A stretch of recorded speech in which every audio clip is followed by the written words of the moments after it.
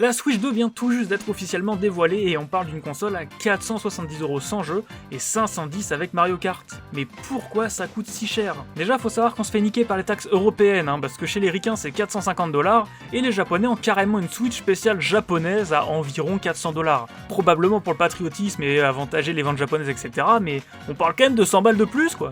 À titre de comparaison, la première Switch en 2017 c'était 350€.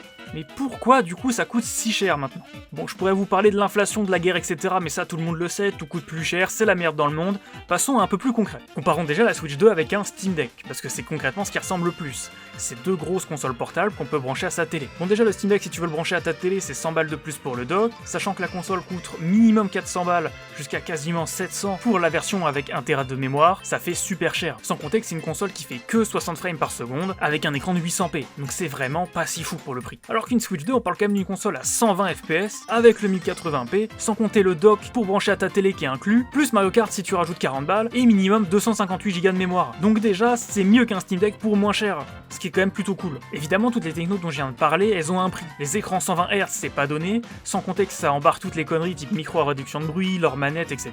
Il y a de la R&D derrière. Et les nouvelles technos qu'ils ont bossé, bah forcément c'est pas mal d'ajouts changements, qui sont certes assez discrets, mais qui au final importent notamment sur le prix. Après, peut-être qu'ils veulent aussi juste s'aligner sur le prix des concurrents, Une console aujourd'hui c'est 500 balles nature, sauf les versions un peu moins bien comme la Xbox Series S, qui n'a pas de lecteur et qui a moins de mémoire et surtout moins de puissance. Maintenant on va pas se mentir, peut-être juste qu'ils se font une marge aussi sur les ventes de la Switch. Il y a pas mal de gens qui ont confiance et qui ont racheté la Switch 2 sans trop réfléchir. Donc on les fait payer un peu plus la marque Nintendo entre guillemets, comme pour Apple. Pour les jeux, bon, oui, ok, il y a les coûts de développement, va falloir un petit plus parce que les jeux seront plus gros et plus jolis, va falloir faire des versions pour le dock, sans dock, 4K, pas 4K, 60, 120, etc. Mais personnellement, je suis aussi sûr que c'est pour forcer les gens à acheter le pack avec le jeu, pour booster un peu les ventes du jeu plus qu'autre chose. Enfin, j'espère. Parce que oui, si tu prends le pack avec le jeu te coûte, entre guillemets, que 50€, contre 90 si tu l'achètes directement en magasin. Mais bon, je rappelle aussi que les jeux vidéo ça coûtait plus cher avant, donc au final ça revient que à son prix d'antan. Oui, j'essaye un peu de me rassurer, mais t'inquiète, j'ai la vision, je sais tout. Ça va bien se passer. Et si jamais tu veux que je t'explique d'autres trucs sur le jeu vidéo, tu le dis en commentaire, on verra ça plus tard. Soubi.